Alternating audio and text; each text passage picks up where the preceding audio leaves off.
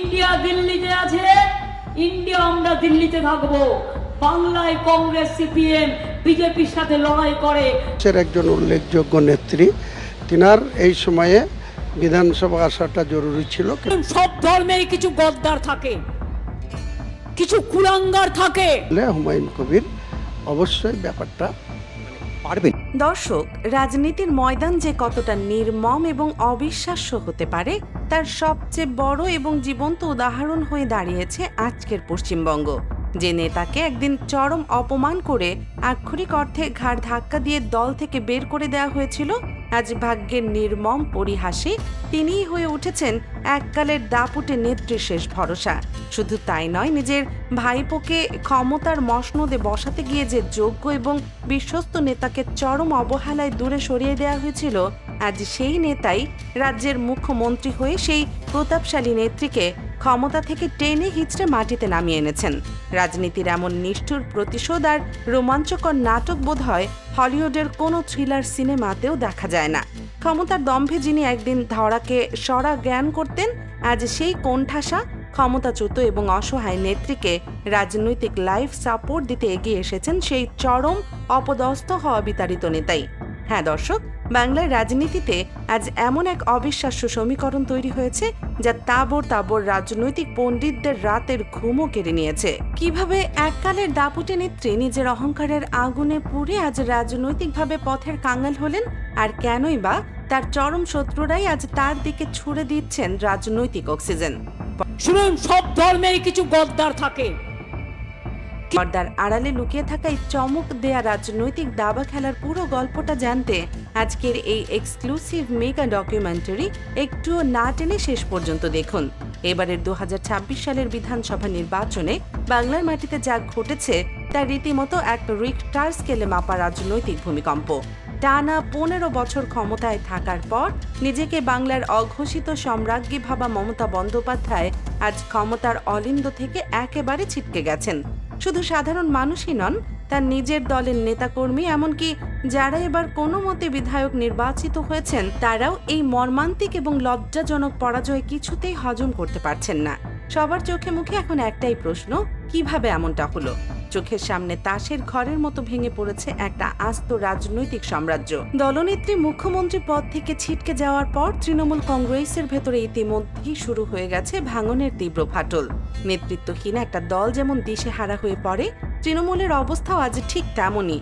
আর ঠিক এই চরম দুঃসময়ে, এই ঘোর অন্ধকারের মধ্যে অপ্রত্যাশিতভাবে যে নামটি সবচেয়ে বেশি আলোড়ন তুলেছে সেটি হলো হুমায়ুন কবির। হেরে গিয়েছেন, ভবানীপুরের মানুষ তাকে হারিয়ে দিয়েছে।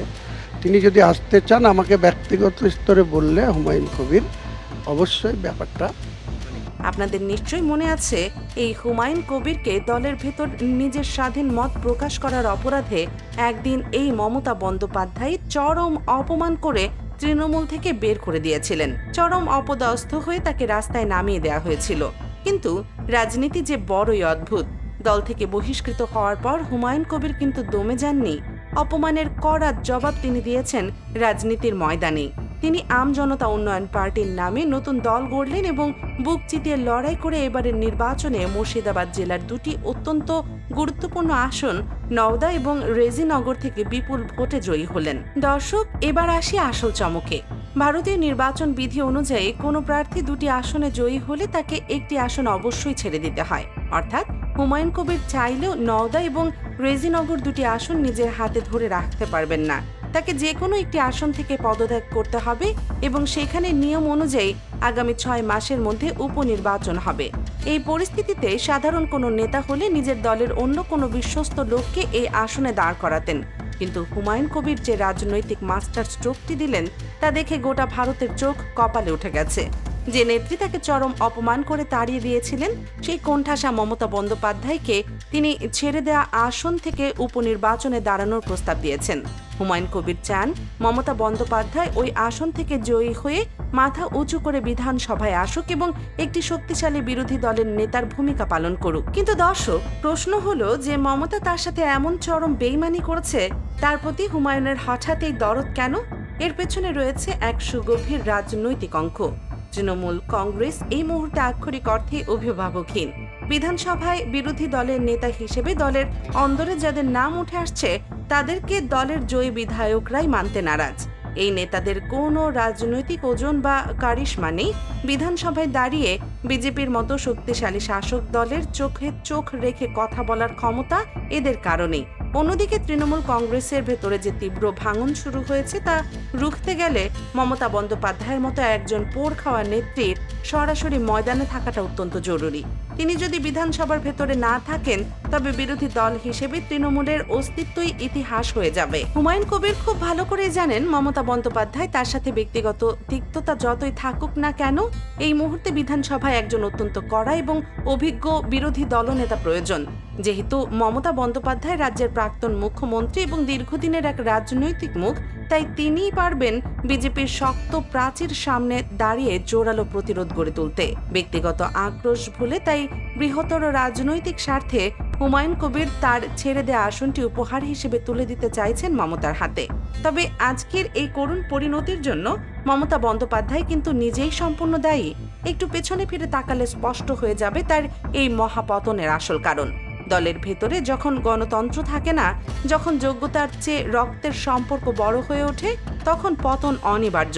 মমতা বন্দ্যোপাধ্যায়ের সবচেয়ে বড় ভুল ছিল তার ভাইপো অভিষেক বন্দ্যোপাধ্যায়কে অন্ধের মতো ভালোবাসা এবং তাকে দলের মাথায় বসানো। অভিষেককে তিনি যেভাবে হাইলাইট করেছিলেন, দলের সব ক্ষমতার চাবিকাঠি যেভাবে তার হাতে তুলে দিয়েছিলেন, তাতেই দলের পুরনো এবং যোগ্য নেতারা চরম অপমানিত বোধ করেন।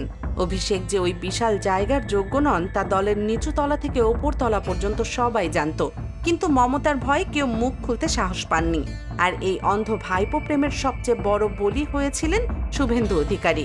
একটা সময় ছিল যখন তৃণমূল কংগ্রেসে মমতা বন্দ্যোপাধ্যায়ের পরেই ছিল শুভেন্দু অধিকারীর স্থান। তৃণমূলে যত বড় বড় রাজনৈতিক জয়, তার পেছনে সবচেয়ে বড় মাস্টার মাইন্ড ছিলেন এই শুভেন্দু। কিন্তু এই পারিবারিক এবং বংশানুক্রমিক রাজনীতির নোংরা খেলায় মেতে মমতা বন্দ্যোপাধ্যায় এমন একজন যোগ্য, বিশ্বস্ত এবং জননেতাকে দূরে ঠেলে দিলেন, শুভেন্দু অধিকারীকে আক্ষরিক অর্থে কোণঠাসা করে ফেলা হলো। নিজের আত্মসম্মান রক্ষার্থে শুভেন্দু অধিকারী বাধ্য হয়ে তৃণমূল ছাড়েন এবং বিজেপিতে যোগ দেন। আজ একবার ঠান্ডা মাথায় ভেবে দেখুন দর্শক, মমতা যদি সেই চরম ভুলটা না করতেন, যদি ভাইপো অভিষেককে মাথায় না তুলে শুভেন্দু অধিকারীকে তার প্রাপ্য সম্মান দিতেন, তাহলে কি হতো? তাহলে আজ বিজেপি কোনোভাবেই বাংলার ক্ষমতায় আসতে পারত না। মমতা বন্দ্যোপাধ্যায় আবারও নির্বাচিত হতেন, আবারও মুখ্যমন্ত্রী হতেন। হয়তো মমতার বয়স হলে বা তিনি বিশ্রামে গেলে শুভেন্দু অধিকারী তৃণমূল কংগ্রেস থেকে মুখ্যমন্ত্রী হতেন, কিন্তু নিয়তির কি নিষ্ঠুর পরিহাস যে শুভেন্দুকে তিনি একদিন দলের ডানা কাটা পাখি বানিয়েছিলেন, আজ সেই শুভেন্দু অধিকারী বাংলার মুখ্যমন্ত্রী। আজ এই শুভেন্দুই মমতা বন্দ্যোপাধ্যায়ের গলার সবচেয়ে বড় কাটা। ভাইপোকে প্রতিষ্ঠিত করতে গিয়ে মমতা শুধু নিজের দলের মেরুদণ্ডই ভাঙেননি, নিজের রাজনৈতিক ক্যারিয়ারকেও খাদের কিনারে ঠেলে দিয়েছেন। শুভেন্দু অধিকারী তাকে ক্ষমতা থেকে একেবারে টেনে হিচড়ে মাটিতে নামিয়ে দিলেন, যা হয়তো মমতা বন্দ্যোপাধ্যায় তার রাজনৈতিক জীবনের সবচেয়ে দুঃস্বপ্নেও কখনো কল্পনা করেননি। আজ পরিস্থিতি এমন এক জায়গায় এসে দাঁড়িয়েছে যে তৃণমূলের সাধারণ কর্মীরা পর্যন্ত বুঝতে পারছেন অভিষেকের কারণে আজ দলের এই বেহাল দশা। কিন্তু এখন আর আক্ষেপ করে কোনো লাভ নেই, ইতিহাস কাউকে ক্ষমা করে না। মমতা বন্দ্যোপাধ্যায়কে এখন তার অহংকার আর জেদ দূরে সরিয়ে রেখে বাস্তবতার মাটিতে পা রাখতে হবে। তাকে এক্ষুনি একটি কঠিন সিদ্ধান্ত নিতে হবে। রাজনৈতিক বিশ্লেষকরা মনে করছেন নিজের দলের অস্তিত্ব টিকে রাখতে এবং নিজের রাজনৈতিক প্রাসঙ্গিকতা বজায় রাখতে হুমায়ুন কবিরের দেয়া এই প্রস্তাব মমতার অবশ্যই গ্রহণ করা উচিত। উপনির্বাচনে জয়ী হয়ে বিধানসভায় যাওয়া এখন তার জন্য সবচেয়ে বড় প্রয়োজন। এখন দেখার বিষয়, মমতা বন্দ্যোপাধ্যায় কি নিজের পুরনো ইগো ভুলে গিয়ে হুমায়ুনের এই দান গ্রহণ করবেন, নাকি নিজের জেদ বজায় রেখে চিরতরে রাজনীতির পাতা থেকে হারিয়ে যাবেন? তিনি কি পারবেন নিজের ভুল শুধরে নিয়ে নতুন করে বিরোধী দলনেত্রীর ভূমিকায় অবতীর্ণ হতে? দর্শক, আপনাদের কি মনে হয়, মমতা বন্দ্যোপাধ্যায়ের কি উচিত হুমায়ুন কবিরের ছেড়ে দেয়া আসনে উপনির্বাচনে লড়া, নাকি ভাইপো অভিষেককে নিয়ে তার রাজনৈতিক সন্ন্যাস নেয়াই এখন একমাত্র পথ? আপনাদের মূল্যবান এবং সাহসী মতামত অবশ্যই আমাদের মন্তব্যের ঘরে বিস্তারিতভাবে জানাবেন। বাংলার রাজনীতি, দেশ ও বিদেশের এমন সব চাঞ্চল্যকর ও এক্সক্লুসিভ মেগা ডকুমেন্টারি সবার আগে পেতে দেশ নিউজ 24 চ্যানেলটি এখনই সাবস্ক্রাইব করে বেল আইকনটি বাজিয়ে রাখুন।